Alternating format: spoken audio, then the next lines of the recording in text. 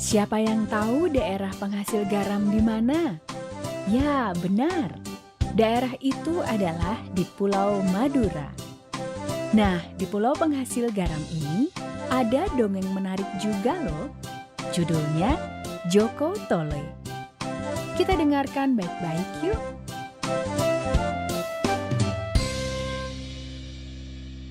Joko Tole. Alkisah, pada zaman dahulu kala, tinggallah seorang pandai besi yang sangat terkenal bernama Empu Keleng. Empu Keleng mempunyai seorang anak angkat bernama Joko Tole. Ayah kandung Joko Tole ini sebenarnya adalah seorang raja yang sedang bertapa di hutan. Sementara ibunya juga bertapa di tempat lain. Suatu hari, Raja Majapahit bernama Sri Baginda Brawijaya memerintahkan Empu Keleng untuk membuat pintu gerbang besi yang besar dan megah. Empu Keleng pun segera berangkat ke Majapahit. Sudah setahun Empu Keleng mengerjakan pintu gerbang Majapahit. Tetapi ternyata belum selesai juga. Para pandai besi yang membantunya satu-satu meninggalkan Empu Keleng sehingga membuatnya bekerja sendirian dan akibatnya ia jatuh sakit. Berita sakitnya sang ayah angkat sampai juga di telinga Joko Tole.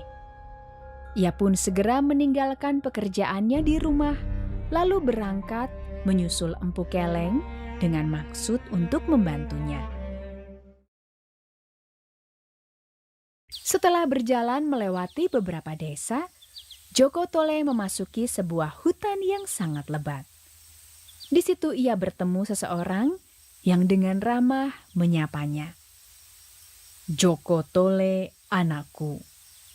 Aku ayah kandungmu yang sedang bersemedi di hutan ini." Joko Tole pun langsung bersujud di hadapan ayah kandungnya tersebut.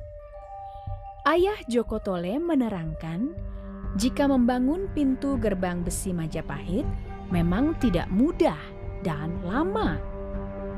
Ia memberi bunga hutan yang harus dimakan. Kelak jika dibutuhkan, setelah tubuh Joko Tole dibakar, akan keluar patri dari dalam pusarnya.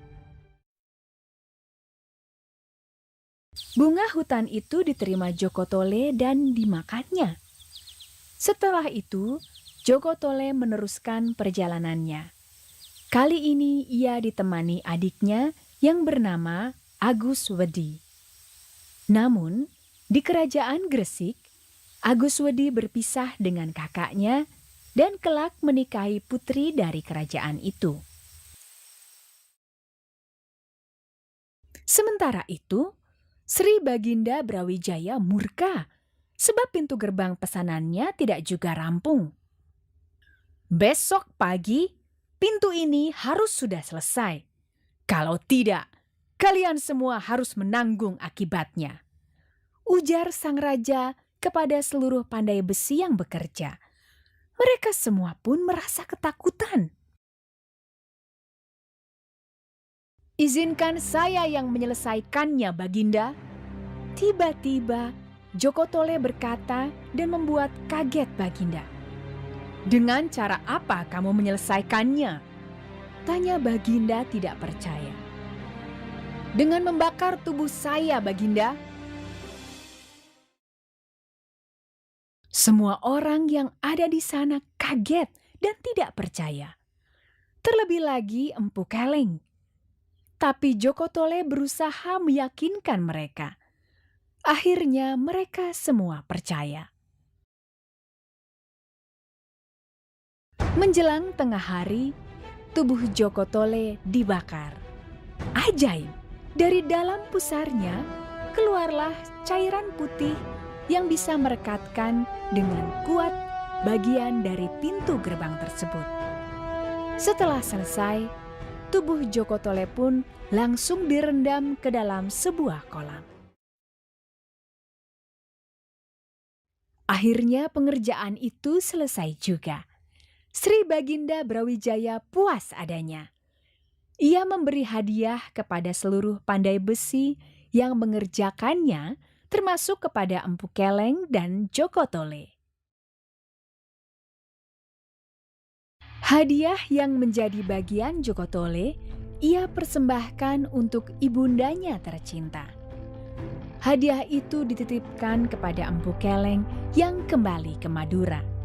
Sementara ia sendiri menetap di kerajaan Majapahit yang kemudian diangkat menjadi panglima.